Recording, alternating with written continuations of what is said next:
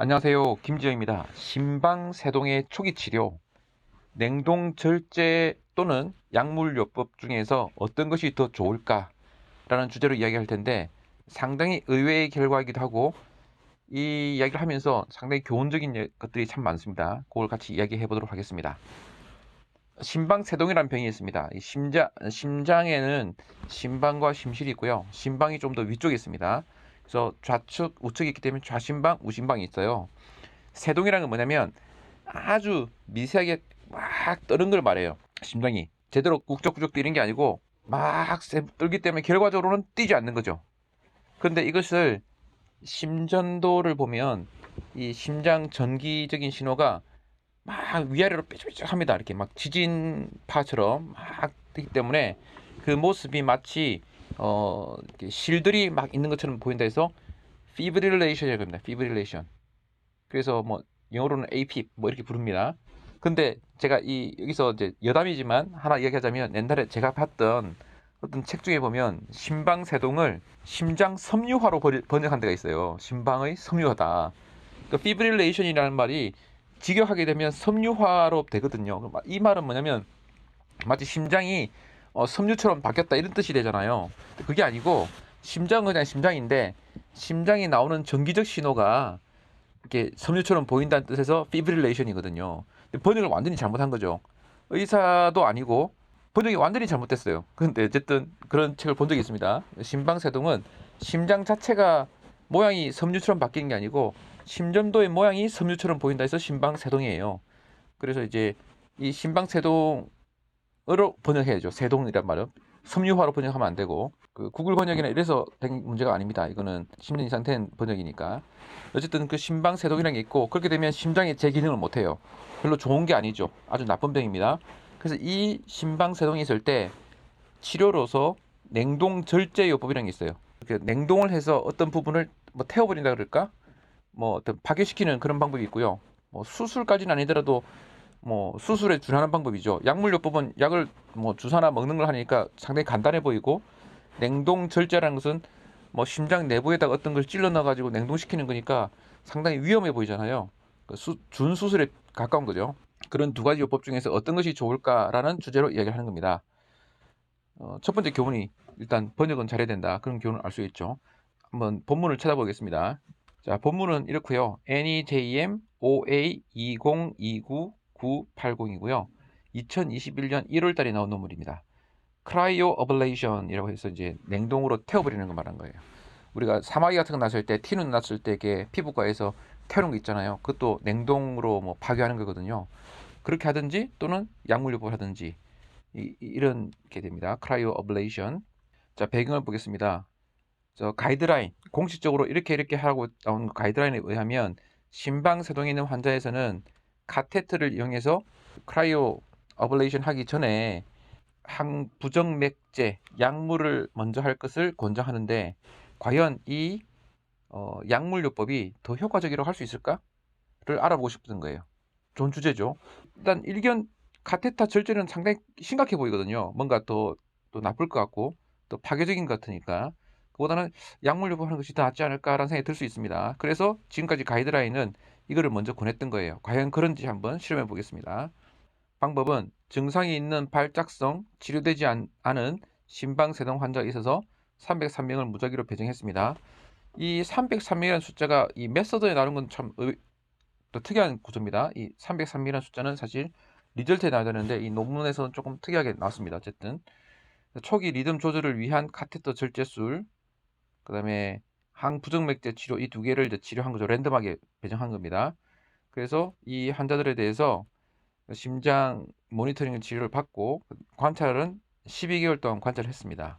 그래서 1차 종료점, 프라이머리 엔드 포인트 또는 프라이머리 아웃컴이죠. 우리가 가장 보고 싶은 거 딱 하나를 정하라면 이걸 보겠다는 거죠. 카테타 절제 또는 항부정맥제 치료를 시작한 후에 91일에서 365일 사이에 일어나는 심방성 빈맥, 심방세동, 심방조동, 이건 플러트입니다. A 플러트죠. 심방 빈맥, 이거는 테키카디아, 플러터 테키카디아 맞을 겁니다.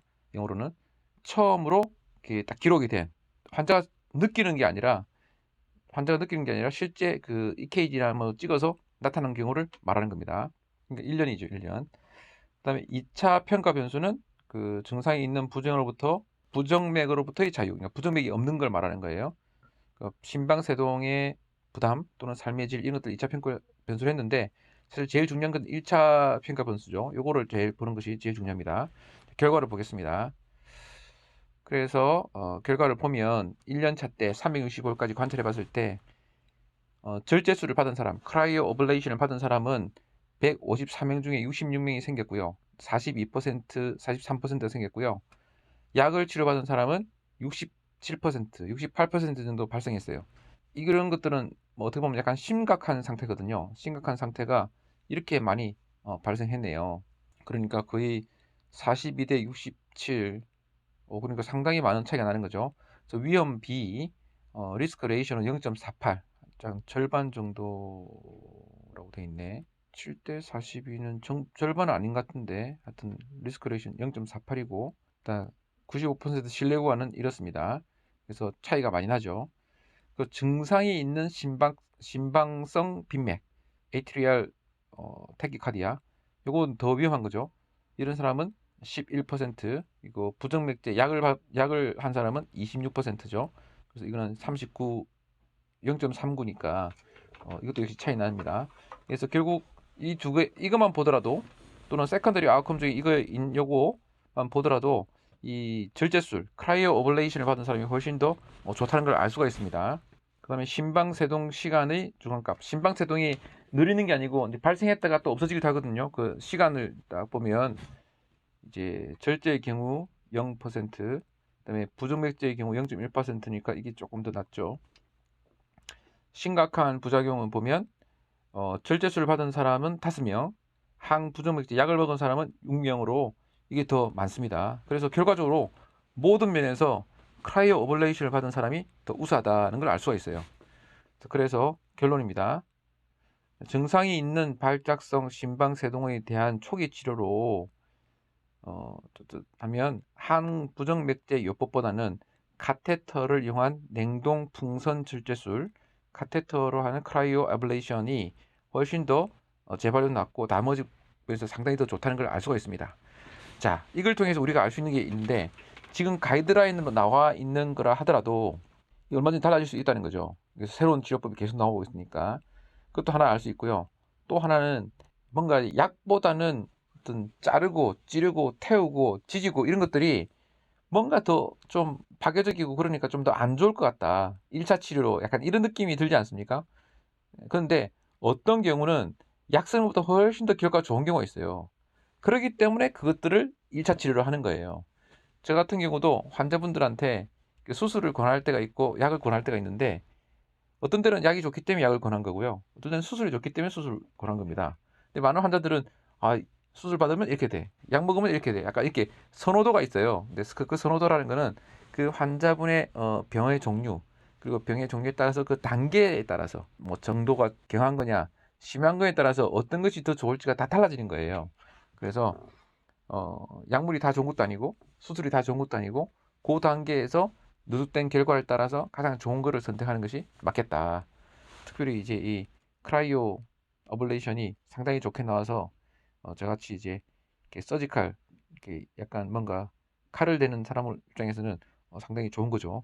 이게 뭔가 친화적이니까 좋다는 것이 이 치료법이 좋다기보다도 이게 좀 더 뭔가 이렇게 어피니티가 있는 거예요. 예, 친근감이 있는 거죠. 요즘 워낙 약물요법들이 좋은 게 많아가지고 약들이 상당히 좋은 게 많거든요. 그렇지만 여전히 수술적인 방법이 좋은 것도 많이 있습니다. 아마 시간이 지나면 이 크라이오 테라피가 가이드라인으로 올라오겠죠. 크라이오 오블레이션이 이런 연구 결과들이 계속 반복적으로 나오다 보면 그 약은 항상 새로운 기술, 새로운 약들이 나와서 계속 버전업이 되는 거죠. 또 약물 중에서 더 좋은 약이 나오게 되면 또 뭐 10년 뒤에는 또 그게 또 바뀔 수 있겠고 뭐 그런 식으로 바뀌게 될 것 같습니다.